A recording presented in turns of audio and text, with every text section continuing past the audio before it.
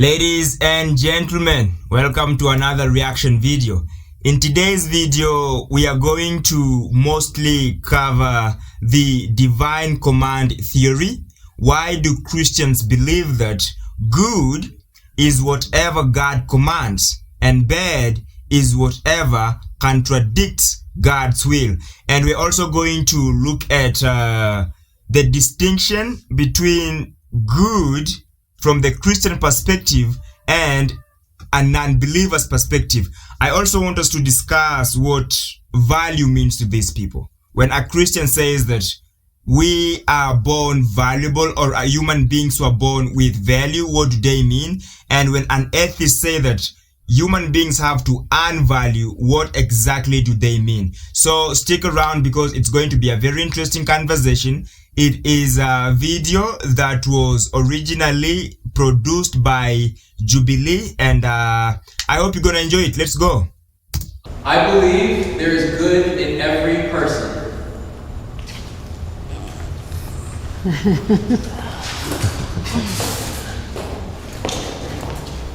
If I just choose to believe that everyone is purely bad or evil, then that's going to be pretty. And then you have to decide what the definition of good is. If, like according to Christianity, there's no one good, no, not one. But I don't necessarily believe that if no one's good.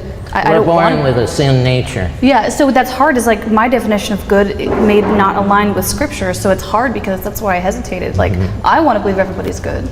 If that's antithetical to the Christian belief, is that you're born is sinful. It's interesting that the three of you came who are believers in that. I'm not saying people are innately good. I'm saying I just understood the question as all people are capable of good. Disagree with someone? Yeah, no. Start with Hitler and go from there. Are people, are some people born good and turn bad? Well, I think that's why the right. definition of good is subjective. That's why it's like each his own for a definition, which is kind of hard. We don't know what is right or wrong without the Bible because it's God that makes the rules. Really? Without God, you have no rules. You can't make a decision on your own whether it's good or bad. What about Hitler? He made a decision. He thought it was good. And he was wrong. You don't need the Bible to tell you that. Well, you're born with that. God put that in you. As Nature, you believe. that conscience. As you believe. That's not a belief, it's a fact. I'm an author of 2 books where I give the whole history of the earth from paleontology, geology, archaeology, publish about 4 articles on numerous subjects, including politics, science, meteoritics, dinosaurs. So guys, first of all, we must understand that these people are arguing from different perspectives because a Christian's understanding of good is different from an atheist's understanding of good. For a Christian, good is moral perfection compared to God's nature. To an atheist, good is the embodiment of positive behaviors that help reduce suffering in this world. So for a Christian, when they say good, they are implying something like perfectly righteousness. They are perfectly righteous. They are implying that you should obey all commandments at all times. So, and that is impossible to do. The reason why people are not good is because of sin. Because sin is a built-in vulnerability. It's missing the mark. It's every single time you aim at something, for some reason you miss the mark or you don't hit the target. That is sin. But sin does not mean evil. Okay, just because people are sinners, it does not necessarily mean that they are evil. And that is the opposite of good. So if you are not good, then you must be doing evil things. And evil is a deliberate attempt to cause harm to other people. Like you're going out of your way to make other people suffer. That is evil. You enjoy, you delight in seeing other people suffer. Those are 2 different things. Just because human beings are sinful in nature, it does not mean that they enjoy hurting other people. Yes, we do tend to to lean towards imperfection. We gravitate towards shortcuts, selfishness, like all those bad things, last things that might cause harm to other people. But that does not mean that just because we are sinners, we are evil. So we have the capacity to be good. But the problem with Christianity is that good has to be associated with God. You have to be in a divine environment for you to access that good. But for an atheist, you embody the goodness. If you did 5 good things yesterday, and today you did 6 good things, and tomorrow you're going to strive to do at least 7 good things, then you're a good person. Like, the impact caused by your good deeds has to surpass the impact caused by your bad deeds. If, like, that is all you need to be for an atheist to consider you as a good person. So there's a difference, there's a different definition here. And the other thing Jeremy touched on, that old man, is said something about God being the reason why we can distinguish right from wrong. Actually, that is not true. And I think he is making an argument from the concept of the divine command theory, where Christians believe that good is whatever that is in alignment with the character of God and his commandments. And they believe that bad is whatever that contradicts God's will. So for them, if God commands it, it does not matter how we perceive it. That gotta be good. And we see this particular thing happening in the Bible, where God commands Saul to go and execute, a mission that was, basically a genocide. He told Saul to go and eliminate everybody. But when Saul kind of saved a few people, spared a few people and other animals, he was furious, and he called that particular thing bad. Because regardless of how we see it, regardless of the nobility of that particular decision, God saw it as bad because it contradicted his will. So that is the problem. Now, the problem with the command, the divine command theory is that what happens when God commands you to do something that you know very well is evil? Something that we consider to be evil. Are you still gonna do it? And I think it is the same argument that Plato made. He said, does God command something because it's good? Or is it good because God commanded it? So it's like it avoids the question, the primary question. We're trying to determine if God is truly good, because this particular theory just assumes that God is already good. But how do we prove that? How do we prove that God is, in fact, always good? And the other issue I find with this argument is that there were ancient societies that found a way to structure their communities in a way that functioned without depending on a moral god or moral gods.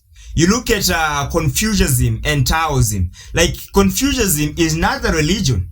Confucianism is secular ethical philosophy, and for some reason, this system of this moral system made things work. People found a way to practice reciprocity, respect, harmony, righteousness, benevolence, without necessarily depending on God. You also look at ancient Greece. Like, this is the most interesting one. Like, ancient Greece, they had gods. Before Christianity was introduced in Greece, ancient Greeks had gods. But their gods were immoral. So these people had to find a moral system that depended on philosophy. You also look at Buddhism. Buddhism, it's just clear. Good is whatever reduces suffering, and bad is whatever that increases suffering. It's simple that way. You look at indigenous hunter-gatherer societies in Africa and other parts of the world. Those people did not have any, a moral guard to give them instructions, but still they found a way to make their communities work. They found a way to, to make rules that sustained the well-being of their communities. And if we also look at biology, there is a biological product called empathy.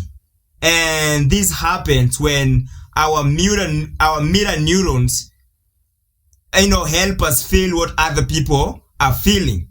And just by that, we can be compassionate, kind, considerate, cooperative, and sometimes even feel guilt. So so there is a biological aspect that has contributed a lot in the evolution of morality. And you also come and look at other primates like chimps. Chimps do not have, they don't have a concept of a god or gods, and yet they have moral instincts. So in my opinion, I could be wrong, but I am very convinced that I'm not. I can say that we invented morality as a way to peacefully coexist among ourselves. It is not something that we extracted from a book. It is something that we inherited from nature. I believe my life has worth and value.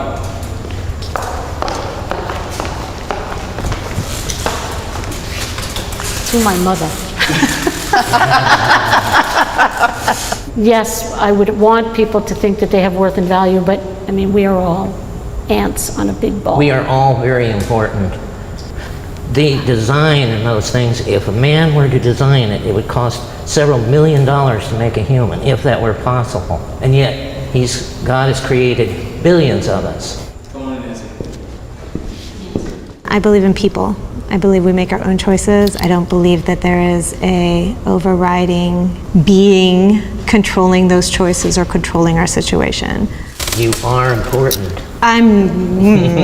So I do not think that inherently just existing gives you worth and value. I think that you make choices, personal choices every single day on how you live your life and how you treat people and how you exist in the world, and those. Well, hold on. You just made a definition about what value is, but you still don't believe you're valuable based on your explanation? I said I'm not inherently valuable. My being born does not just. You're saying based on your contribution to the world determines your value, right? What you give back. No, please don't. Oh, no, I'm trying to man. There are many people who just exist because of instinct or because. Do their lives have value? I don't know. If they find value in it, sure. If they don't, maybe not. Who am Oh my God, that was a good one. That was a good one. Now, value. See, the reason why they have different perspectives, guys, is because they have different definitions of value. Because Christians define value as worth instilled in you by God Himself. Just because God created you and designed you. You see what Jeremy was talking about? Just because God designed you, you are important. Just because you have the image of God, you have value. Just because your soul is worth saving, you have value. So Christians believe that human beings have intrinsic value just because they were created by God. But for a non-believer, they might differ. For example, a non-believer will tell you that people have value based on how they contribute in the survival of the human species. If you have, if you help nourish the society or reproduce or protect, then you have value. So that is from a biological perspective. and then you look at a philosophical perspective. So if you look at the philosophical, there are two categories. Like people do have intrinsic value, and people also have extrinsic value. So people have intrinsic value just by being people, without being anything else, without being associated to what they do. They are valued that way, and that is the foundation of human rights and moral philosophy and dignity, stuff like that. And then we have philosophy also claims that people have intrinsic value based on who they are, based on what they do, based on their virtues, character, morality, the value they provide. So there's all that, but you get to see the difference between the Christian perspective of value and the atheist perspective of value. I have had my doubts on the existence of a higher power. I am a woman of faith and belief. I believe in the supernatural and higher power and a being, that there's no accident in the way we were created. Yeah, I think anytime I have gone through hardship, I've questioned not just what I believe. I question my life, I question my profession, I question my relationships. So I think, if you believe, whether it's Islam, Hindu, I think you have to doubt it. You can't just jump in there and be like, sign me up, I agree with everything, let's do this. That would be for you, but that's not for everybody that is a believer of any particular religion. Some people don't question anything. But in your view, by standing and saying, I don't think there's any higher power, do you ever face any doubt of thinking, maybe there is? Well, the definition of an atheist is someone who does not believe. It's not a declaration per se that there is no God. I am an atheist activist. I'm on the board of Atheists United here in Los Angeles and on the steering committee for Americans United for Separation of Church and State. All right, come on in.